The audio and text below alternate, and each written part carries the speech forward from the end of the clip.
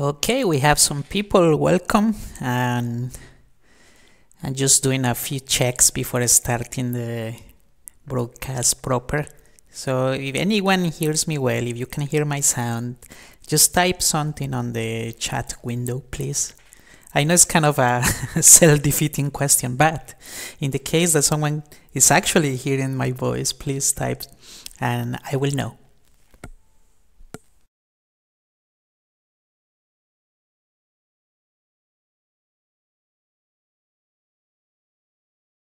Perfect, thank you for the feedback. Okay, so we have sound and we have some people, so let's start. The good thing about YouTube is that they have on-demand video, so anyone that comes late can watch from the beginning and catch up and do all sorts of interesting things. So welcome folks, this is the live video for September 8th for the Gamma Optimizer Room.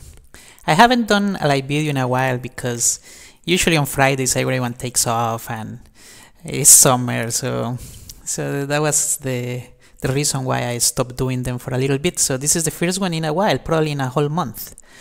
And let's see what we can talk about today. And I have a very short plan. One of the things I want to do is have a look at the events of the past week, of what happened this week for us. And then have a look at the events for next week, and then have a free-form discussion. That's kind of like how I like to do it. So let's have a look at what we did this week. So this week was a short one. No, we have a holiday on Monday, so we only have 4 sessions to go about. And other than Tuesday, it was a very uneventful week. So of course on Tuesday, everything went right for us. We were positioned perfectly for downside the week before, like before the long weekend, we positioned perfectly for it.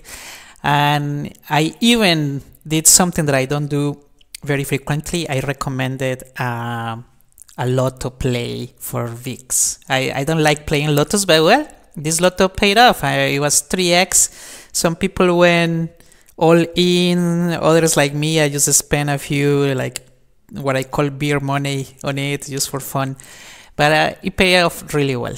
So for those of you on the trade, I'm glad that it paid off for you, and I hope you pocket the money. Long volatility events are rare, so those events you need to treat them as what they are. They are very rare events. You pocket the money, you move on. We also have a short risk reversal on XPX, and some of you still have it. I don't have it anymore because on Monday I took profit on half of it. I mean, the risk reversal was only a few days old, but when you have a position that is moving up so much, like this position, you take profits. Don't even doubt it. This is kind of a different space than trading shares and futures. In this space, when the market gives you a profit, you take it. Don't hold for jackpot, or if you hold for jackpot, manage the trade, but you know, take it. It's money, it's yours. Don't let it disappear. So I took the money. For me, it was a hefty position. It was a huge position, so I took half of it. And then later on, of course, the market recovered and the next couple of days, so I closed the other half as crash. So in total, overall on the position, I only got half of the expected profit, but it is money. I won't apologize for making money. Others, I know that some of you are also carrying the put calendar. This put calendar has been a fantastic trade, probably the best trade of the year in terms of performance. I mean, this is probably one of the few trades in my career where the Sharpe ratio is infinite. This trade has never been red. Never. It has never have a drawdown since we opened it like a month ago. And on Monday, the trade was up like almost 70%. Come on, I beg most of you to please take profits on it on Monday. Well, on Tuesday, I mean, sorry. I hope some of you did. But if you didn't, just at least have some trail stops on it. Ride it, but don't let those profits evaporate ever. And finally, we had a GLD butterfly, like very bullish butterfly for January 2008, and on Tuesday it hit 100%, and of course today it's almost hitting 200%. If you guys are on this trade, again, please, no, it's like, what else do you want from the market? The market is doubling, tripling your money, and what else do you want? So in this kind of trades, those trades are very speculative. Please realize that. Please realize that you are playing with fire here, and you are actually making lots of money. So be careful with the trades. Take profits along the way, and if you really want to ride this to like 1000% return, just do it, but don't let these tremendous profits disappear. Now that's something that I want all of you to put in your minds. Like, when you are an option trader, you are the guy trading against the odds. You are not the guy trading with the odds. So if the odds are favoring you, just be mindful, recognize that you're getting these tremendous returns, and that's the key to be a successful option traders. Be mindful of your situation. Don't let your profits evaporate. So this is pretty much what happened this week. We didn't open a single new position this week at all. There were no edges whatsoever. All edges disappeared from the market during the week. How they disappear? They disappear because implied volatility started to be overpriced during the whole week. And when implied volatility is overpriced, we are in a tough position. No, we are in a very tough position. I will talk about this a little bit later on. Of course, folks, please feel free to interrupt me anytime with questions. Just type the questions in the live chat and I will answer them right away. I don't mind being interrupted. I like that kind of a style, rather than saving questions for the end. So go ahead and fire if something here is not clear, or if you have questions or you have any suggestions, please go ahead.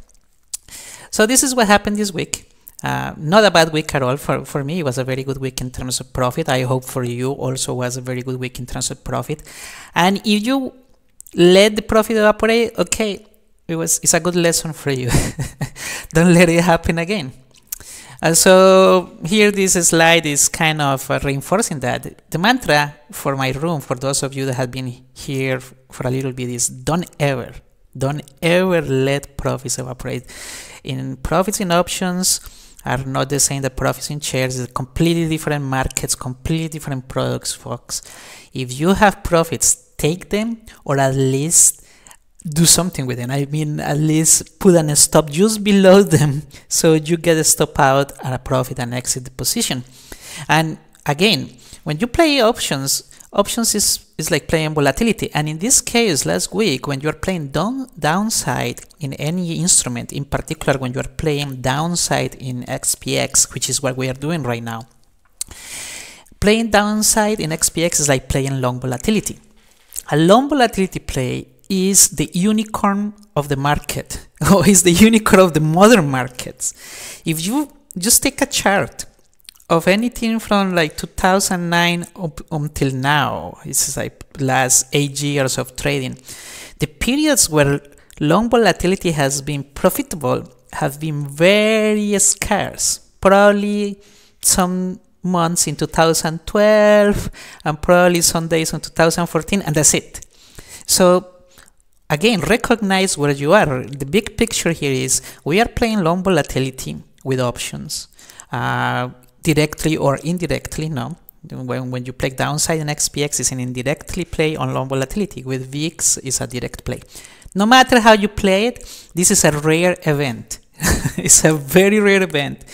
Count your blessings, take profits whenever you can, and run. And I literally run. I take profits, run from my desk. That's it. I don't even going to touch the keyboard. I'm not going to open more positions. This is it. We got blessed by the market. So it has happened. I cannot believe it. In August, we got twice. We got really nice downside bets paying off. And in September, we started September right off the bat making money. So in that sense, we have been on the right side of the market 3 times in a row. The odds of continuing being in the right side of the market decrease as these events are happening. So be mindful, take profits. Another thing to point out here is that, okay, I have a question, so I'm going to interrupt here. I'll come back to this. The question is, under what type of market conditions is a put or call calendar most suited for?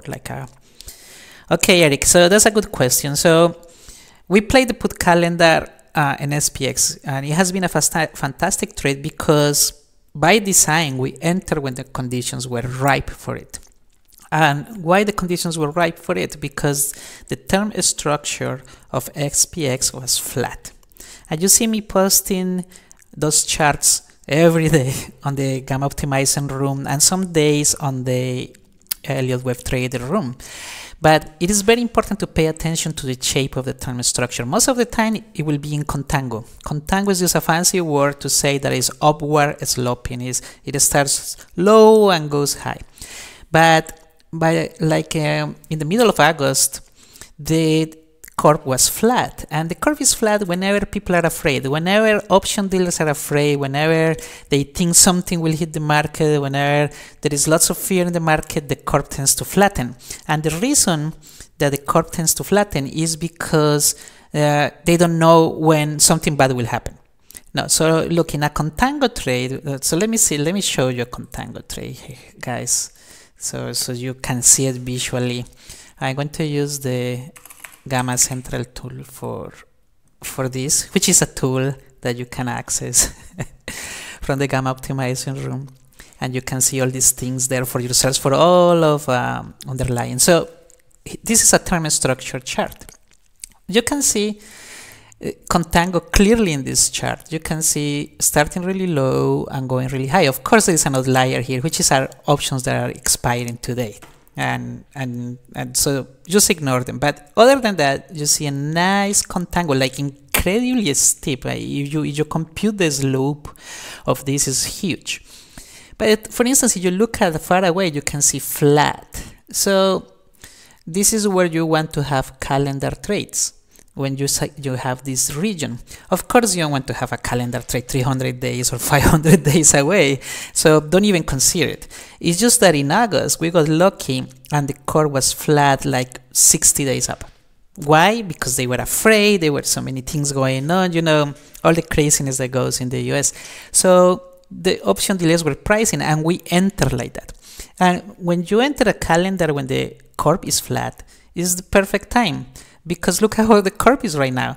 It's not flat anymore. In fact, it's completely slow. It's very steep sloping, and that's why the calendar trade we have on SPX is performing incredibly well, because we sold the front month and we bought the back month. So when we entered the transaction, it was flat, so the slope was almost zero, and now the slope is incredibly positive. So we are making money on that change of the slope, not even on the level of SPX, but on the change of the slope. So I hope, Eric, that answers the question.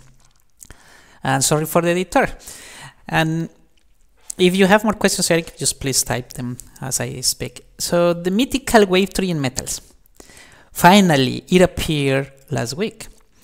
So for the last couple of weeks, it looks like we are in a mythical wave 3. We have been waiting 9 months. I just want to remind you that since the beginning of the year, we have been waiting for this wave 3 in metals. If you don't have any long memories, I am refreshing the memory. In fact, on the Gamma Optimizer room, we have been playing this wave 3 since the beginning of the year. Luckily, or not luckily, by design, we have been playing the wave 3 in such a way that we could make money even if it never appeared.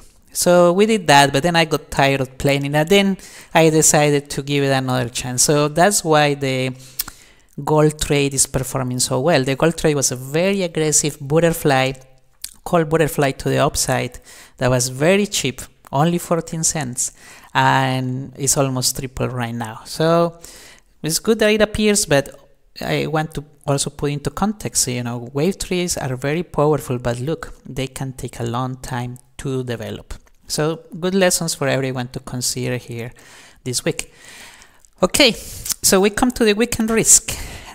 Yes, it is September 9, which is the North Korea something, I guess, independence or birthday or birth of the nation, and there is September 11 in the US. So the weekend is full of meaning for everyone, and as you can see, people are already positioning for it. For the weekend. Implied volatility is incredibly expensive, and I can show you here from the variance risk premium table on the on the gamma center. Notice the variance risk premium is a percentage, and it tells you how overpriced is implied volatility, which is the VIX column, versus realized volatility. So it is other than so it is very overpriced for today, and is almost for next week is very low right now. BRP is very low, but that's a effect of the weekend. But in general, for any other expiration, is overpriced a lot. And you can see it also here on the implied move. You can see the implied move for today is 19 points, on Monday 12, 14, 15, 14. I mean, when was the last time we got a 14 or 15 point move in the market? Like maybe intraday we got the zoom, but from close to close we had been closing really, right there. The last big moves happened like a couple weeks ago, and they were really short-lived. So the market is pricing very big moves that won't materialize, no? So it's an overpriced market, and you can see it here also on the volatility con. You can see how options are starting to be above the mean, the historical mean of realized volatility, starting like around 60 days and up. And even for near term, they are right there. At the beginning of the year, when I gave this presentation, in fact, if you look at the tutorial for the Gamma Central tool, you will notice that the volatility con for XPX was very different. Near-term options were substantially underpriced when compared with the historical mean. So yes, we are in a period of high volatility, high implied volatility. Everyone thinks that something will happen over the weekend. Everyone. So it's already priced in. I have another question. I've been asked if Leo V, are you an Elliottisian? Are you convinced that it's a tear rather than a big wave? Not that it matters. Okay. No, I am not an Elliottisian. In fact, I am the opposite of it. I am complete ignorant of Elliott wave trading theory. I barely know a few of the lingo like wave 3 or a big wave. I'm not going to lie to you. I have no idea. I always defer to the experts. So if you have an Elliott wave trader question, Elliott cycles question, just ask them. Don't ask me. I have no idea. I just follow them. It's just that I use options to follow them. I use their opinions to inform my trading. So in terms of metals, I have no idea. I will ask Arkady or Avi or one of the guys that follow GDX and GLD. I only design the trades, guys. In terms of like the momentum is strong. If you look at, let's look at some metals momentum here. I'm going to use another free tool that I have here that shows me that. Let's look at gold.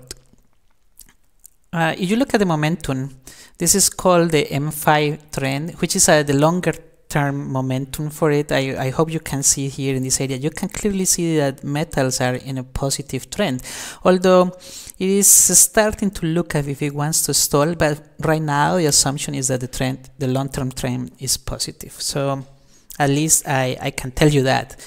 Long term, like in the next 20 days. It's not like an incredibly long term, but yes, it looks very positive right now.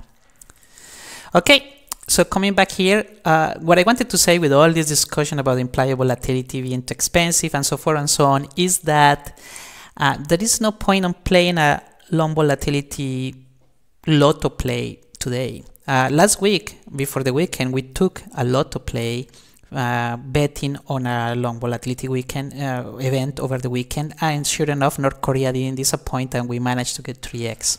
Right now, everyone is expecting the event, every single person. So, there is no uncertainty. It's also certain that it makes no sense, and that translates into practical consequences. The consequences are that any bets are too expensive right now. So if you look for exactly the same bet that we did last week, it cost us less than 10 cents to enter last week. And right now it's more than 25 cents to enter. So right there, more than 100% difference. That's a tremendous amount of edge that is gone. So why enter a trade without edge? I hope you see my point. Edge is when you enter a trade at 0 and the trade pays. No, that's edge. So the next best thing is a trade at 10 cents that you can close at 30 or 40 cents. But when you enter at 25, come on, you are giving away most of the edge right there. So no point. I'm not doing anything. I am completely flat right now. That being said, it's almost a given that everything will move next week. And by everything, I mean everything. I mean yields, I mean precious metals, I mean equities and currencies. Every single thing will move. Next week is going to be a full week of September. And seasonality clearly shows that September is one of the months with the highest realized volatility in the market. And this week was only a practice week for September. Like, we will finally have a full week next week.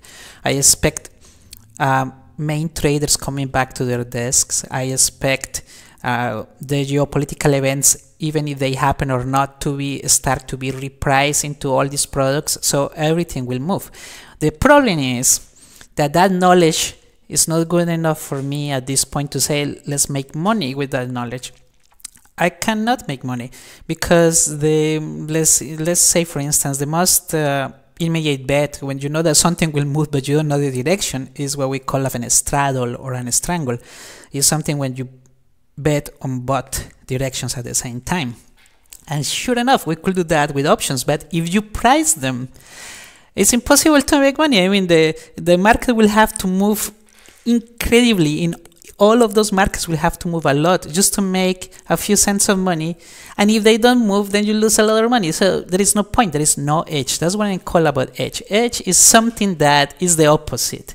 Edge is investing a little capital to make a tremendous profit. That's what edge is. Of course, that's not the real definition, but I mean, just kind of internalize that as edge. If you are investing a little amount of money and you are making 3 times or 4 times that investment, that's a tremendous edge, because if you fail, who cares? You have another opportunity and you can do it again.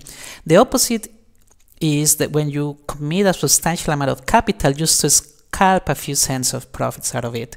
So let's say, okay, I invest $5,000 and I plan to make $500. That's a terrible investment right there. There's only 10% return, and you could lose more money, and you're tying lots of capital. That's not the way to trade, in particular with options. You don't trade like that. So in this case, patience is the name of the game. I'm not doing anything.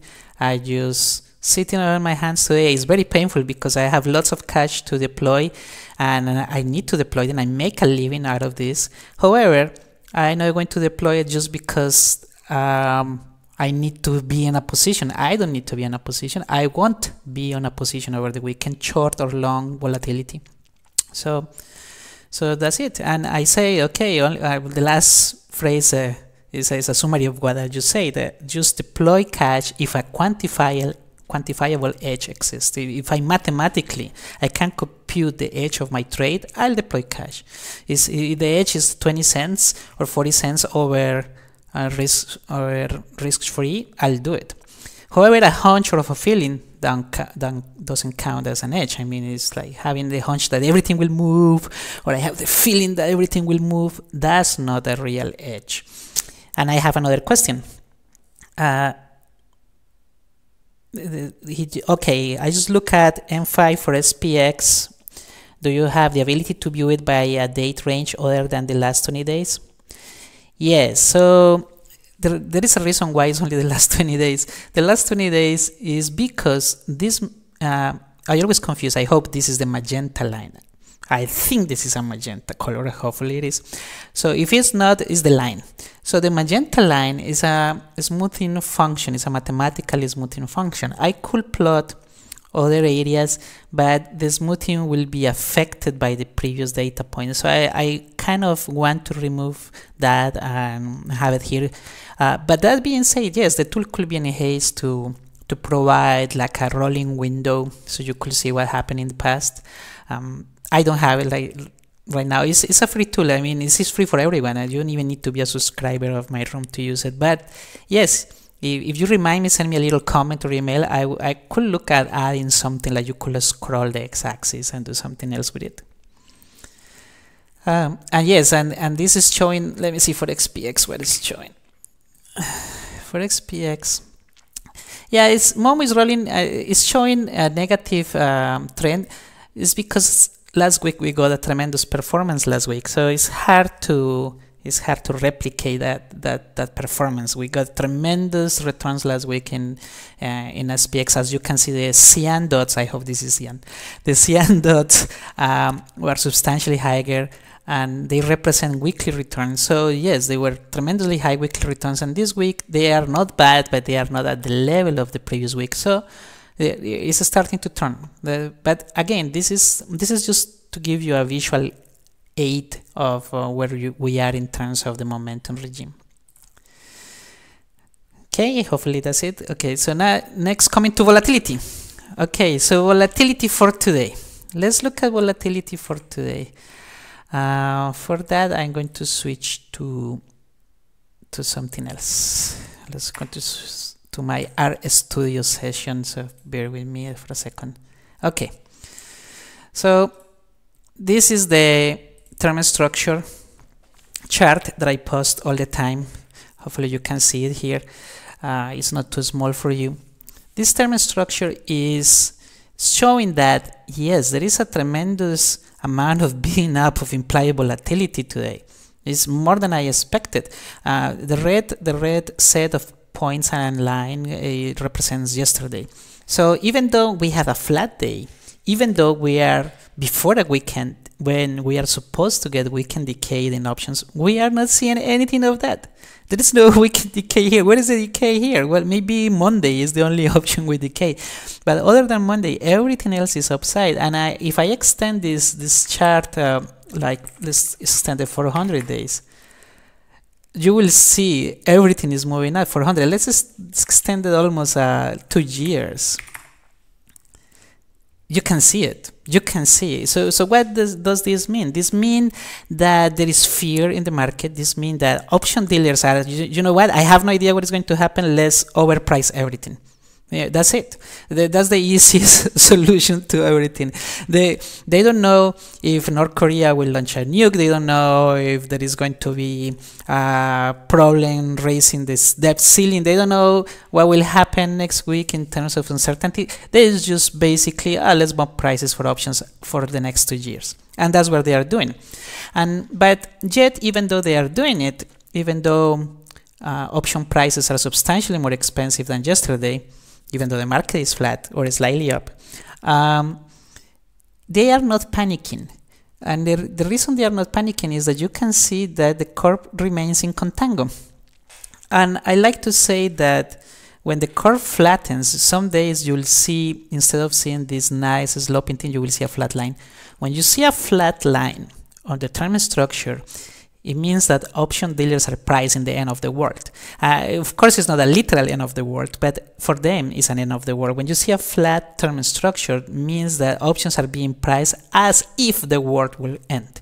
And right now, they are pricing options expensively, yet they don't think the world will end.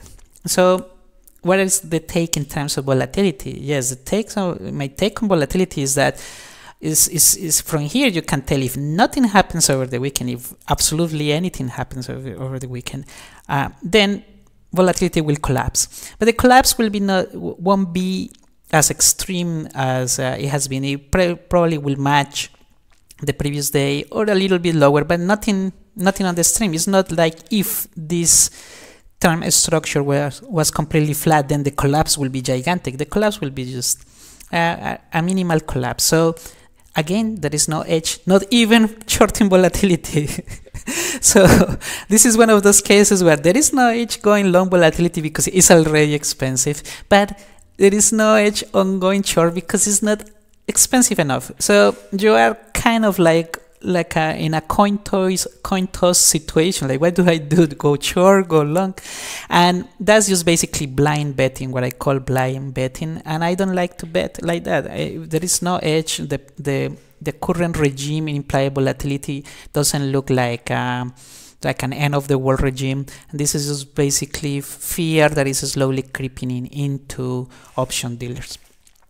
Of course, option dealers are not infallible. They could be wrong. I want to remind you of that. Option dealers could be wrong, but they are not wrong most of the time. I mean, it's only a few times a year that they are wrong. So that's kind of my take in implied volatility. Let's see what else I have here. I have expectations for next week and longer. So my expectations is very simple. Nothing happens over the weekend, absolutely nothing. Let's say the effects of the hurricane on Florida are minimal, and North Korea doesn't do anything, or it does what we expect. So nothing unexpected happens. Then volatility will collapse to same levels. In terms of price will move. Definitely price will move, and it will move a lot next week. It's going to be, well, a lot, no, it will be a significant, let's not say a lot. So how much? I'm going to give you a hint right here. Let me show you my favorite chart, which is what I call the gamma imbalance chart. So from the gamma imbalance chart, you can see that we are right here in this region. This is what I call a hedging wall. I should trademark all these things. They are not really financial terms, but I am just making them up. So this is a hedging wall at 2,450, and this is a hedging wall at 2,475, and the dotted line is where the market is right now. You can see the market is kind of pondering where to go, and we have been in this regime for a while now. So what I expect is the market to tag one of these two hedging walls. The problem is I don't know what hedging wall it will tag. It could tag the 2,451 or the 2,475. So because it's only a few points up or a few points down, there is not too much edge to play this with a non-directional trade that can benefit from that knowledge. So again, I'm not going to play it. I'm just going to sit and wait. Once it tags one of these levels, then edges will start appearing. If the market moves up towards the 2,475, there will be incredible edge, a lot of edge playing downside again, and that's my plan. My plan is to wait for a tag of this upper region and go back again on size on the same, exactly the same risk reversal trade that I closed at profit this week. So that will be my second cycle for the same trade. Why? Because I expect edge to increase a lot if the market goes up. Now, if the market comes down, then the edge will be the opposite. The edge will be, if the market comes to 2,450, then chances of a major breakdown will increase a lot. And if the major breakdown towards 2,400 happens, this is going to be interesting in implied volatility. The space to be will be implied volatility, but not in the long side. The space will be to start building a short implied volatility position. So that's kind of my plan for next week. If we break hard, I'll start looking at shorting volatility with both hands, or which is an expression, don't take me literally. I mean, I'll start designing positions that will benefit for a crush of implied volatility over time. And if the market moves up higher, then I'll take the edge to play straight downside in SPX. So that's my plan for next week. That's how I plan to play it. And let's see what else is on the agenda for today. Finally, a discussion. I just opened the floor to you folks. Feel free, don't be shy. I'll answer every single question that you have. Please throw away, even if it's not even related to anything I just talked. It could be anything else. Just feel free. Let's interact a little bit if you have the time.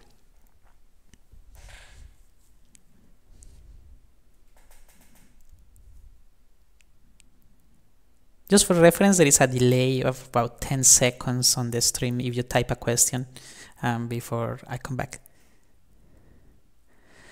So I have a question. Can you show how you come out with the gold fly? Oh, you mean the GLD fly that I posted today for one of our members? Or the previous one?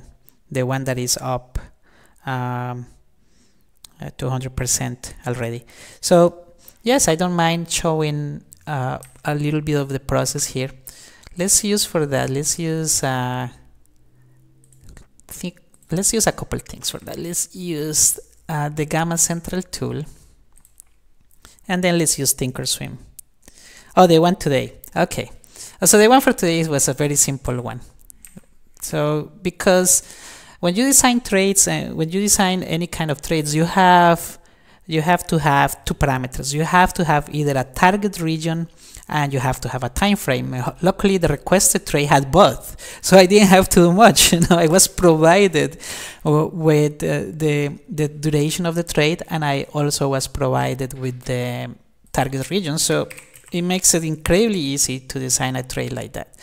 So let's look at the Gamma Central thing and look at gold. So gold, it tends to be a little underpriced compared to the historical mean, yet is a little overpriced compared to recent realized volatility. The time frame was for mid-November. So notice at mid-November, the VRP for mid-November was really high, was 43%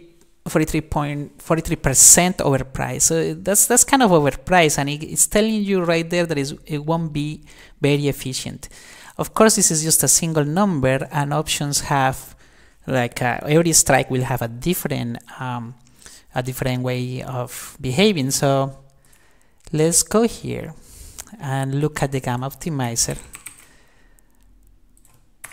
And so one of the first things I always do when you request a trade is come to the Gamma Optimizer, and the reason is because the Gamma Optimizer provides lots of information, more than you think that it provides. So the move is about 10 points on like 70 days. So that's kind of the parameter of the trade. So right here, from the result of the Gamma Optimizer, I could see that the returns of straight options were very inefficient. I mean, 300%, that's a pitiful trade in options.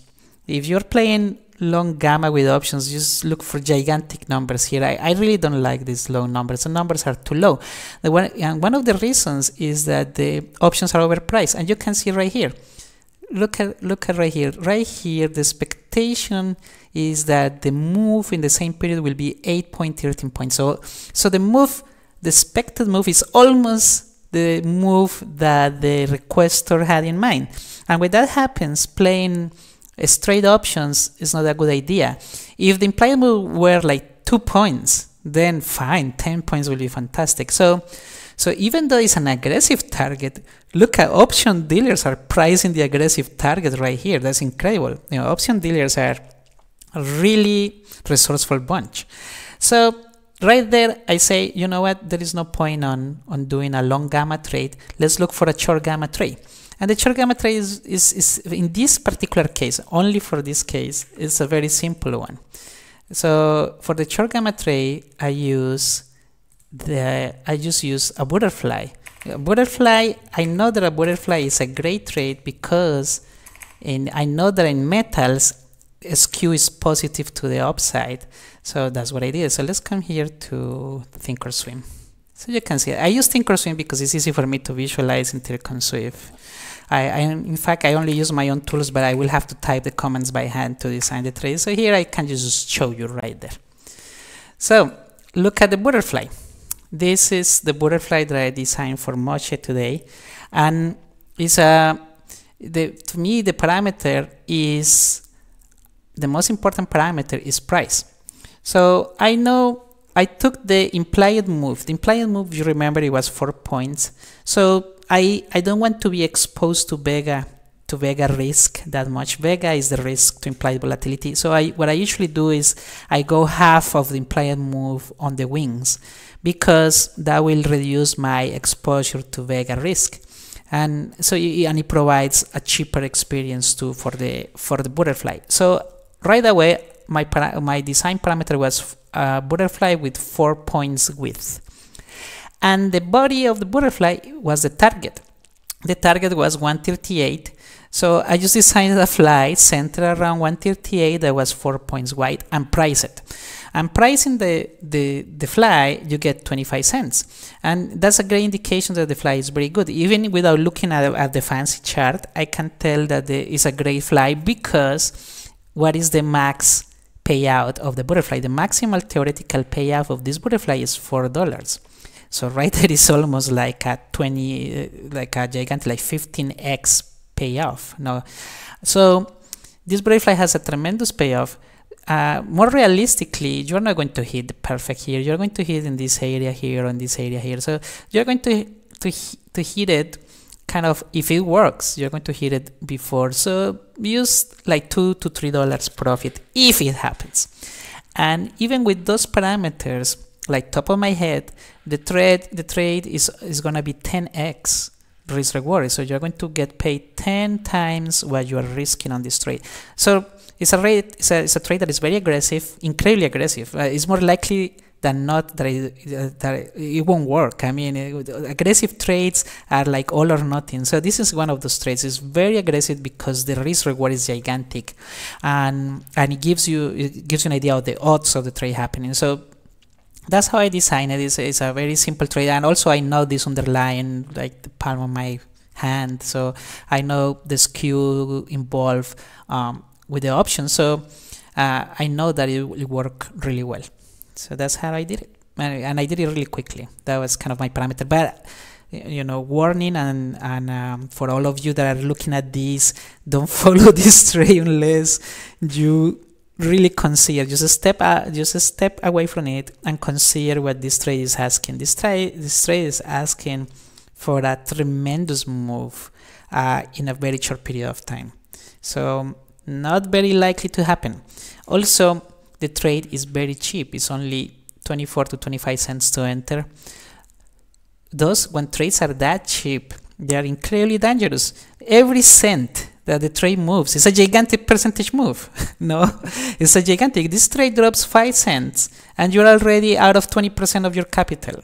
Right there, with 5 cents right down. So when you do these kind of trades, I always suggest that you assume you're going to lose 100% of whatever you put here. So if you put $1,000 into this trade, assume that you're going to lose them all. Why? Because this thing is so cheap that there is no room for error. As I tell you, 10 cents is like almost 50% loss. So just be prepared for 100% loss. I recommended for this trade, I recommend to use beer money. Just spend a few bucks here and there if you want to see how it works. If it pans out, it will be jackpot. Basically, it will be a fantastic trade. But this is not a trade that I will recommend in an official capacity. But you know, or remember, Moshe is he's not a normal trader. He likes to trade like this, and it works for him. You know, that's why it works for him. So more power to him. I'm happy to design the trades for all of you folks. Any trade that you want. Any other question?